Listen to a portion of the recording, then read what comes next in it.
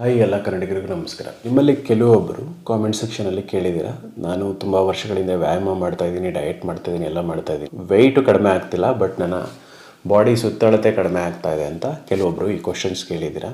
ಬಾಡಿನಲ್ಲಿ inches ಕಡಿಮೆ ಆಗ್ತಿದೆ ಮತ್ತು ವೆಯ್ಟ್ ಕಡಿಮೆ ಆಗ್ತಿಲ್ಲ ಅಂದರೆ ಅದಕ್ಕೆ ಏನು ಮಾಡಬೇಕು ಮತ್ತು ಅದು ಸರಿನಾ ತಪ್ಪಾ ಅನ್ನೋದ್ರ ಬಗ್ಗೆ ಕಂಪ್ಲೀಟ್ ಡೀಟೇಲ್ಸ್ ಈ ವಿಡಿಯೋದಲ್ಲಿ ತಿಳಿಸ್ಕೊಡ್ತೀನಿ. ಸೊ ಈ ವಿಡಿಯೋನ ಕೊನೆ ತನಕ ನೋಡಿ.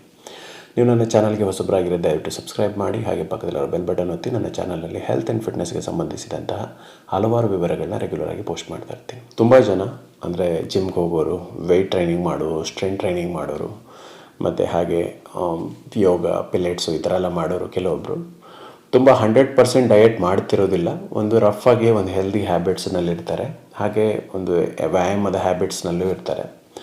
ಇಂಥವರಲ್ಲಿ ಕೆಲವೊಬ್ಬರಿಗೆ ಅವರ ದೇಹಕ್ಕೆ ಎಷ್ಟು ಬೇಕೋ ಅಷ್ಟೇ ಕ್ಯಾಲರೀಸ್ ಅಂದರೆ ಮೇಂಟೆನೆನ್ಸ್ ಕ್ಯಾಲರೀಸ್ನಲ್ಲಿ ಇದ್ದು ಎಕ್ಸಸೈಸ್ ಮಾಡಿದಾಗ ಅವರ ದೇಹದಲ್ಲಿ ವೆಯ್ಟು ಕಡಿಮೆ ಆಗದೇ ಇರ್ಬೋದು. ಬಟ್ ಆದರೂ ಕೂಡ ನೀವು ರೆಸಿಸ್ಟೆನ್ಸ್ ಬೇಸ್ಡ್ ವ್ಯಾಯಾಮಗಳನ್ನ ಮಾಡಿದಾಗ ನಿಮ್ಮ ದೇಹದಲ್ಲಿ ಬೊಜ್ಜು ಕರಗಿ ಮಸಲ್ ಬಿಲ್ಡ್ ಆಗುವ ಒಂದು ಪ್ರೋಸೆಸ್ ನಡೀತಿರುತ್ತೆ. ಆ ಪ್ರೋಸೆಸ್ಗೆ ಹೇಳ್ತಾರೆ ಬಾಡಿ ರೀಕಂಪೋಸಿಷನ್ ಅಂತ ಹೇಳ್ತಾರೆ.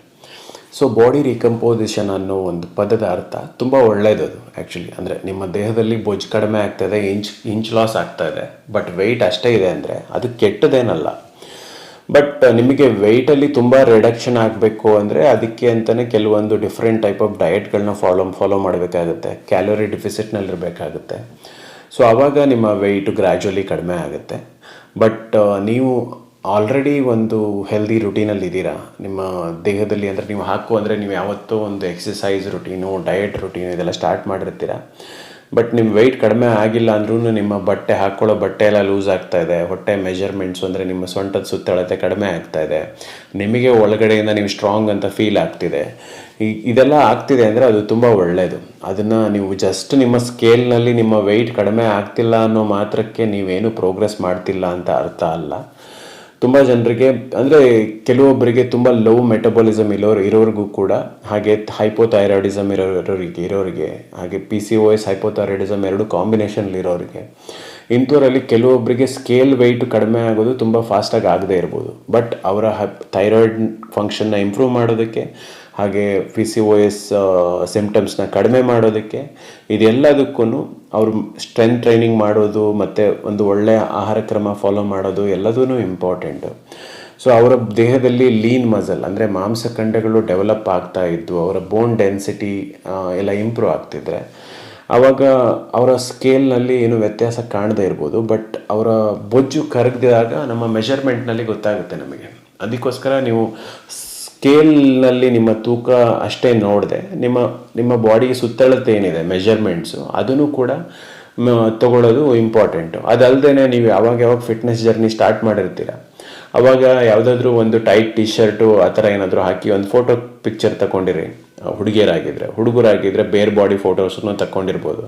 ನೀವು ಅದನ್ನು ಒಂದೊಂದು ಮಂತ್ಗೆ ನೀವು ಕಂಪೇರ್ ಮಾಡಿದಾಗ ನಿಮಗೆ ಡಿಫ್ರೆನ್ಸ್ ಗೊತ್ತಾಗುತ್ತೆ.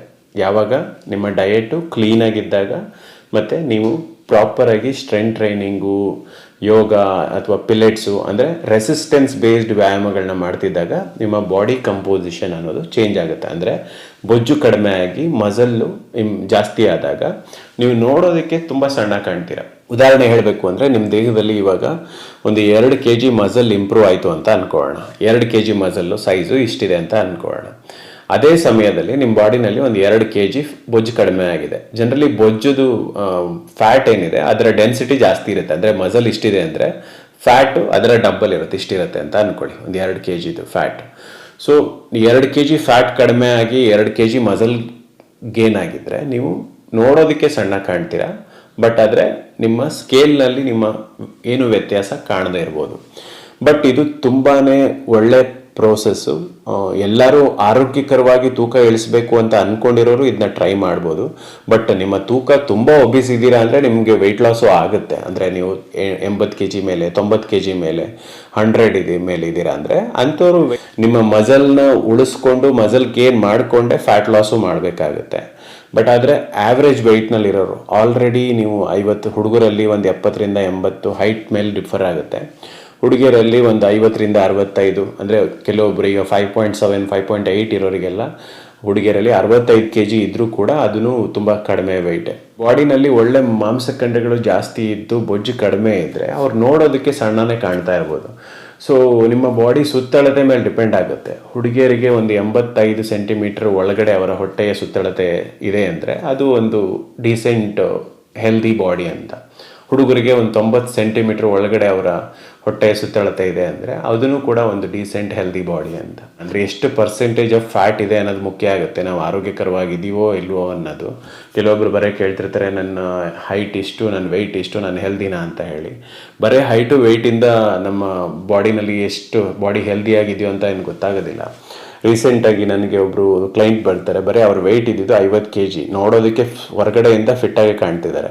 ಬಟ್ ಅವ್ರ ಬ್ಲಡ್ ಟೆಸ್ಟ್ ಅಂತ ಮಾಡಿಸಿದಾಗ ಅವ್ರ ಬಾಡಿನಲ್ಲಿ ಫುಲ್ಲಿ ಟ್ರೈಗ್ಲಿಸರೈಡು ಮೋರ್ ದೆನ್ 300 ಇದೆ, ಕೊಲೆಸ್ಟ್ರಾಲು ಫುಲ್ಲಿ ಹೈ ಇದೆ, ಯೂರಿಕ್ ಆ್ಯಸಿಡು ಬರೋ ಎಲ್ಲ ಹೆಲ್ತ್ ಪ್ರಾಬ್ಲಮ್ಮು ಇದೆ. ಅಂದರೆ ಸಣ್ಣಕ್ಕಿದ್ದೀನಿ ಅಂದಿದ್ದು ಮಾತ್ರಕ್ಕೆ ನೀವು ಆರೋಗ್ಯಕರವಾಗಿದ್ದೀನಿ ಅಂತ ಅರ್ಥ ಅಲ್ಲ. ಅಂದರೆ ತುಂಬ ಸಣ್ಣಗಿರೋರ್ಗೂ ಕೂಡ ತುಂಬ ಬಾಡಿನಲ್ಲಿ ಬೊಜ್ಜಿನ ಪ್ರಮಾಣ ಜಾಸ್ತಿ ಇರ್ಬೋದು. ಅಂದರೆ 50 kg ಇದ್ರು ಅಂತ ಹೇಳಿದ್ನಲ್ಲ, ಅವ್ರಿಗೂ ಕೂಡ 36% ಬಾಡಿನಲ್ಲಿ ಬೊಜ್ಜಿನ ಪ್ರಮಾಣ ಇತ್ತು. ಅದಕ್ಕೆ ಕಾರಣ ಏನಂದರೆ ಅವರು ತುಂಬ ಕ್ರ್ಯಾಶ್ ಡಯಟ್ಗಳನ್ನ ಮಾಡಿದರು. ಅಂದರೆ ಈ ಶೇಕ್ಗಳನ್ನ ಕುಡಿಯೋದು, ಈ ಥರ ಎಲ್ಲ ಜಾಗಕ್ಕೆ ಹೋಗಿ ಅಲ್ಲಿ ಕ್ರ್ಯಾಶ್ ಡಯಟ್ಗಳು, ಅಂದರೆ ಬರೀ ಸೊಪ್ಪು ತರಕಾರಿ ಎಲ್ಲ ತಿನ್ನೋದು, ಈ ಥರ ಎಲ್ಲ ಮಾಡಿಕೊಂಡು ಅವರ ಮಸಲ್ ಪ್ರಮಾಣ ತುಂಬ ಕಡಿಮೆ ಇತ್ತು. ಎಷ್ಟು ಕಡಿಮೆ ಅಂದರೆ ಬರೀ ಒಂದು 16 kg ಅಷ್ಟಿತ್ತು. ಸೊ ಹಾಗಿರುವಾಗ ಅವರ ಹೆಲ್ತು ರಾಂಗ್ ಆಗಿರುತ್ತೆ. ಅಂದರೆ ಸಣ್ಣ ಇರೋದು ಬೇರೆ, ಫಿಟ್ ಆಗಿರೋದು ಬೇರೆ. ಹೆಲ್ದಿ ವೇನಲ್ಲಿ ಬೊಜ್ಜು ಕರಗಿಸಿ ಫಿಟ್ ಆಗಿರಬೇಕು ಅಂದರೆ ನಿಮ್ಮ ಬಾಡಿನಲ್ಲಿ ಲೀನ್ ಮಸಲ್ ಡೆವಲಪ್ಮೆಂಟ್ ಮಾಡಬೇಕಾಗುತ್ತೆ. ಅದು ಲೀನ್ ಮಸಲ್ ಡೆವಲಪ್ಮೆಂಟ್ ಮಾಡೋದಕ್ಕೆ ನಾನು ಎಲ್ಲ ವಿಡಿಯೋದಲ್ಲಿ ಹೇಳೋ ಥರ ಆ ರೂಲ್ಸ್ಗಳನ್ನ ಫಾಲೋ ಮಾಡಬೇಕಾಗುತ್ತೆ. ಏನಂದರೆ ಈಗ ಆ್ಯಕ್ಚುಲಿ ಟ್ರೈನಿಂಗ್ ಮಾಡ್ತಿರೋರಿಗೆ ನಮ್ಮ ಬಾಡಿನಲ್ಲಿ ಪ್ರೋಟೀನ್ ರಿಕ್ವೈರ್ಮೆಂಟ್ ಜಾಸ್ತಿ ಇರುತ್ತೆ. ಎಷ್ಟಂದರೆ ಒಬ್ಬರು 50 kg ಇರೋರಿಗೆ 1.2 ಅಂದರೆ 50 × 2 ಹತ್ತತ್ರ 100 ಗ್ರಾಮ್ ಅಷ್ಟು ನೆಟ್ ಪ್ರೋಟೀನ್ ಅವ್ರ ಬಾಡಿಗೆ ಬೇಕಾಗುತ್ತೆ. ಹುಡುಗರಲ್ಲಿ ಒಬ್ಬೊಬ್ಬರು 65 kg ಇರೋರಿಗೆ ಒಂದು 65 × 2 ಹತ್ತತ್ರ 130 ಗ್ರಾಮ್ ಅಷ್ಟು ನೆಟ್ ಪ್ರೋಟೀನ್ ಅವ್ರ ಬಾಡಿಗೆ ಬೇಕಾಗುತ್ತೆ, ಅವರ ಬಾಡಿನಲ್ಲಿ ಲೀನ್ ಮಸಲ್ ಡೆವಲಪ್ ಮಾಡೋದಕ್ಕೆ ಮತ್ತು ಅವರು ಹೆಲ್ದಿಯಾಗಿ ಬೊಜ್ಜನ್ನ ಕರಗಿಸೋದಕ್ಕೆ. ಅದ್ರ ಜೊತೆ ಸೊಪ್ಪು ತರಕಾರಿ, ಕಾರ್ಬೋಹೈಡ್ರೇಟು, ರಾಗಿ, ಜೋಳ, ರೈಸು ಆ ಥರ ಎಲ್ಲ ಸ್ವಲ್ಪ ಪ್ರಮಾಣದಲ್ಲಿ ತಿಂದು, ಜೊತೆಯಲ್ಲಿ ಪ್ರೋಟೀನ್ಗೆ ಏನೇನು ಆಹಾರಗಳು ಬೇಕು ಅಂದರೆ ಚಿಕನ್, ಫಿಶ್, ಎಗ್, ಕಾಳುಗಳು, ಬೇಳೆಗಳು ಇದನ್ನೆಲ್ಲ ಉಪಯೋಗಿಸಿ ಒಂದು ಹೆಲ್ದಿ ವೇನಲ್ಲಿ ಬಾಡಿ ಕಂಪೋಸಿಷನ್ನ ಚೇಂಜ್ ಮಾಡ್ಬೋದು. ಸೊ ನೆಕ್ಸ್ಟ್ ಟೈಮ್ ನಿಮ್ಮ ಸ್ಕೇಲ್ನಲ್ಲಿ ತೂಕ ಕಡಿಮೆ ಆಗ್ತಿಲ್ಲ, ಬರೀ ನಿಮ್ಮ ಬಾಡಿ ಸುತ್ತಳತೆ ಕಡಿಮೆ ಆಗ್ತಿದೆ ಅಂದರೆ ಅದನ್ನು ಹೆದರೋದಕ್ಕೆ ಹೋಗಬೇಡಿ. ಅದು ತುಂಬಾ ಒಳ್ಳೆ ಪ್ರೋಸೆಸ್ಸು. ಹಾಗೆ ಮುಂದುವರಿಸಿ ನೀವು ತುಂಬ ಬೇಗ ಹೆಚ್ಚು ಬೊಜ್ಜು ಕರಗಿಸಿ ಫಿಟ್ಟಾಗಿ ತುಂಬ ಪರ್ಮನೆಂಟಾಗಿ ನಿಮ್ಮ ವೆಯ್ಟ್ ಲಾಸ್ನ ಮಾಡೋದಕ್ಕೆ ಸಾಧ್ಯ. ಬಟ್ ಕೆಲವೊಬ್ಬರಿಗೆ ಹೆಲ್ತ್ ಇಶ್ಯೂಸ್ ಇರೋದ್ರಿಂದ, ಅಂದರೆ ಹೈಪೋಥೈರಾಯ್ಡಿಸಮ್ ಅಥವಾ PCOS ಇದೆಲ್ಲ ಇರೋದ್ರಿಂದ ನಿಮಗೆ ವೆಯ್ಟ್ ಲಾಸ್ ಆಗ್ತಿಲ್ಲ, ಅಂದರೆ ತುಂಬ ಓವರ್ ವೆಯ್ಟ್ ಇದ್ದೀರಾ, 90 kg 80 kg ಮೇಲೆ ಇದ್ದೀರಾ ಅಂದರೆ ಕೂಡ ಆವಾಗ ನೀವು ತಿನ್ನೋ ಆಹಾರದಲ್ಲಿ ಒಂದು 20% ರಿಡಕ್ಷನ್, ಅಂದರೆ ಕ್ಯಾಲೋರಿ ಡೆಫಿಸಿಟ್ನಲ್ಲಿರೋದು ಒಂದು 20% ಆಹಾರ ಕಡಿಮೆ ಮಾಡೋದು ಹೆಲ್ಪ್ ಆಗುತ್ತೆ.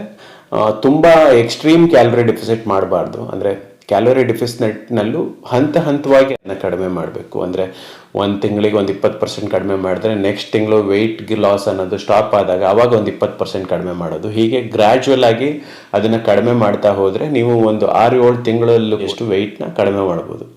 ಬಟ್ ಸಡನ್ನಾಗಿ ಇಮ್ಮಿಡಿಯೇಟಾಗಿ ಏನಾದರೂ ಆಗಬೇಕು ಅಂತ ಹೇಳಿ ನೀವು ತುಂಬ ಆಹಾರ ಕಡಿಮೆ ತಿನ್ನೋದು, ಕ್ರ್ಯಾಶ್ ಡಯಟ್ಗಳು ಮಾಡೋದು, ಅಥವಾ ಎರಡು ಊಟ ಬಿಟ್ಟು ಶೇಕಲ್ಲಿ ಕೊಡೋದು, ಬರೀ ಡಿನ್ನರ್ ಮಾಡೋದು, ಇಂಥದ್ದೆಲ್ಲ ಮಾಡಿದ್ರೆ ನಿಮ್ಮ ದೇಹದಲ್ಲಿ ಮಸಲ್ ಲಾಸ್ ಆಗುತ್ತೆ, ಬೋನ್ಗಳ ಗಾತ್ರ ವೀಕ್ ಆಗುತ್ತೆ, ನಿಮ್ಮ ಇಮ್ಯುನಿಟಿ ಎಲ್ಲ ಡೌನ್ ಆಗಿ ತುಂಬ ಅನ್ಹೆಲ್ದಿಯಾಗಿ ಹೋಗ್ತೀರಾ. ಸೊ ಆ ರೀತಿ ಯಾವುದು ಕ್ರ್ಯಾಶ್ ಡಯಟ್ಗಳನ್ನ ಮಾಡಿದೆ ನಿಮ್ಮ ದೇಹಕ್ಕೆ ಎಷ್ಟು ಆಹಾರ ಬೇಕು, ಅಂದರೆ ನಿಮ್ಮ ತುಂಬ ಹಸುವಿಂದ ಒದ್ದಾಡಬಾರ್ದು, ಅಷ್ಟಾದರೂ ಆಹಾರ ತಿನ್ನಬೇಕು. ಅಷ್ಟು ತಿಂದು ಅದಕ್ಕೆ ತಕ್ಕ ಹಾಗೆ ರೆಸಿಸ್ಟೆನ್ಸ್ ಬೇಸ್ಡ್ ವ್ಯಾಯಾಮಗಳನ್ನ ಮಾಡಿದಾಗ ನೀವು ಹೆಲ್ದಿಯಾಗಿ ಫಿಟ್ಟಾಗಿ ಬದಲಾಗ್ತೀರಾ. ಸೊ ನಿಮಗೆ ಈ ವಿಡಿಯೋ ಇಷ್ಟ ಆಗಿದ್ರೆ ದಯವಿಟ್ಟು ಲೈಕ್ ಮಾಡಿ, ಶೇರ್ ಮಾಡಿ, ಹಾಗೆ ಸಬ್ಸ್ಕ್ರೈಬ್ ಮಾಡಿ. Thanks for watching. ಧನ್ಯವಾದ.